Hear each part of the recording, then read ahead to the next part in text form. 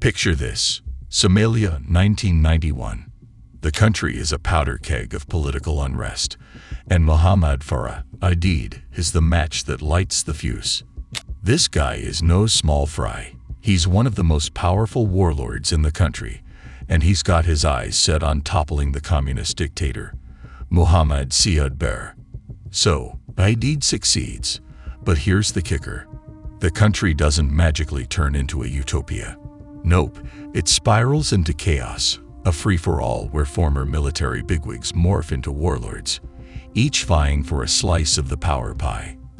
Aidid's faction, the United Somali Congress, rises like a phoenix from the ashes, becoming a force to be reckoned with. Now, let's shift gears and talk about Aidid's family life. The man has 4 wives, and his first wife blesses him with 5 kids. The eldest, Muhammad Farah Aidid, born in a remote town called Galkao, Hussein decides to chase the American dream at 17.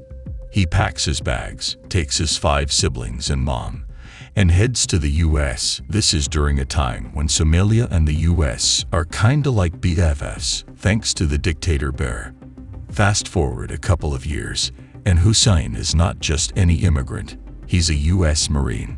But get this, he skips the usual active service and jumps straight into the reserves.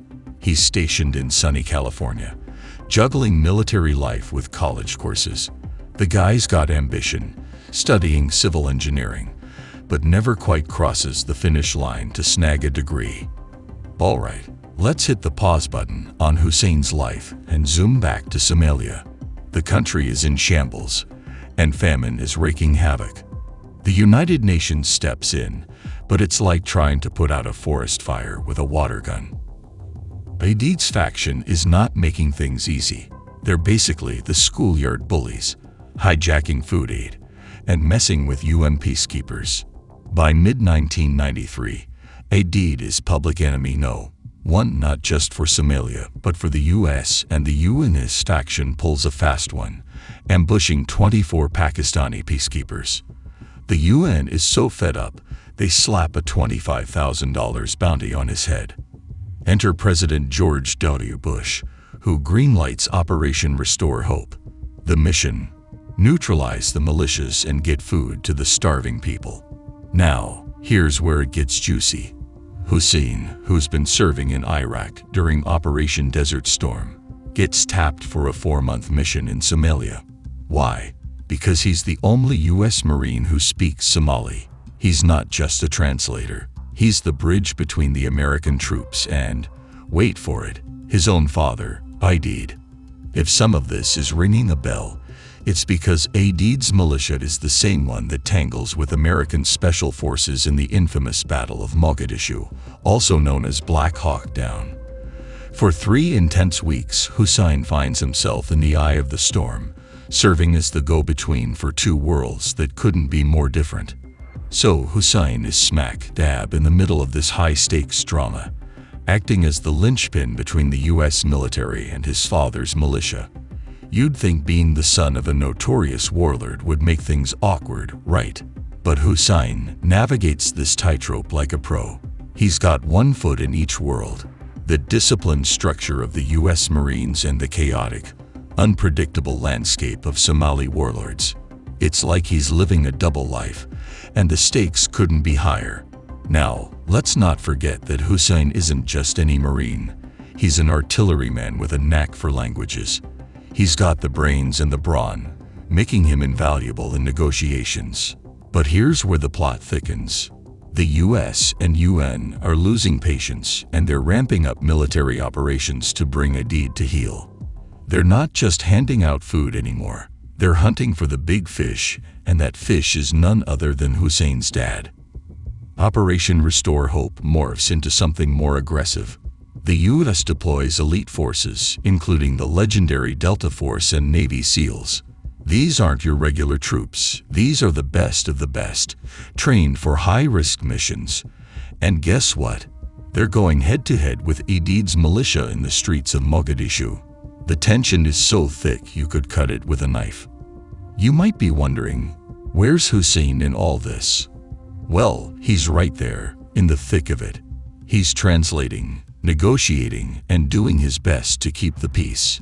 But it's like trying to hold back a tidal wave with a broom.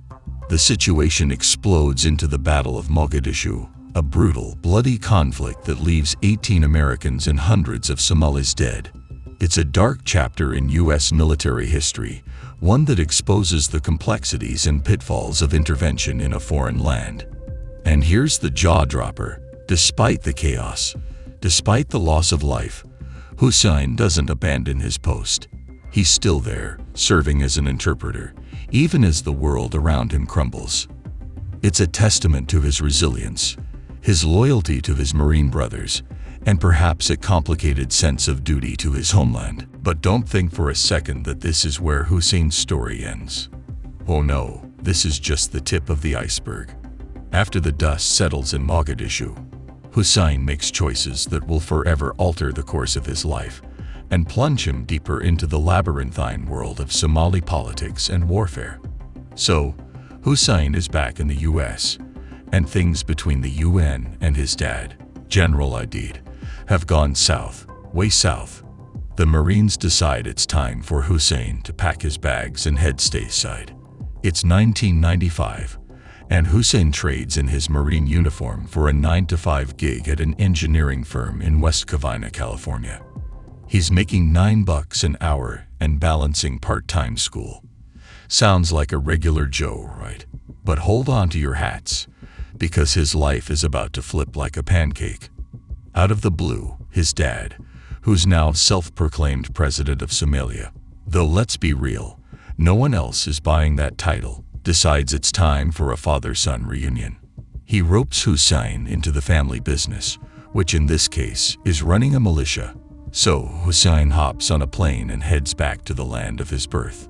Now, here's where Hussein starts to flex his military muscles. His dad's forces take control of Baidoa, a major city in southwestern Somalia, and Hussein is thrust into a leadership role. He's not just pushing papers, he's in the trenches, leading troops and getting his hands dirty. And let's just say, he's a natural. He takes charge of military operations around Baidoa, hunting down rebels who dare to stand against them. But then, plot twist, his dad, Aidid, takes a bullet in a skirmish and dies a month later from complications during surgery. Now, you'd think this would throw the whole Aidid empire into chaos, right? Wrong. The clan elders and politicians are scrambling, but they've got a secret weapon. Hussein. At just 33, he's catapulted from a Marine corporal to, get this, the interim president of Somalia. Talk about a career leap. Hussein's got the charisma and resourcefulness to win over the militia, even though he's pretty much a newbie in Somali politics. He's riding the wave of his father's reputation, and it's working. But here's where it gets complicated. Hussein is a man of contradictions. One minute, he's talking about crushing his enemies, and the next, he's preaching peace. It's like he's got a devil and an angel on each shoulder, and he's not sure who to listen to. His forces are gaining notoriety for some shady activities, like robbing civilians, and some allies are starting to distance themselves. It's clear Hussein's still finding his footing. But then, another curveball. He starts collaborating with the US, tipping off the Bush administration about insurgent activities in Somalia. He even reaches a peace agreement with his father's old rival, Ali Mahdi Mohammed, leading to a joint administration of Mogadishu.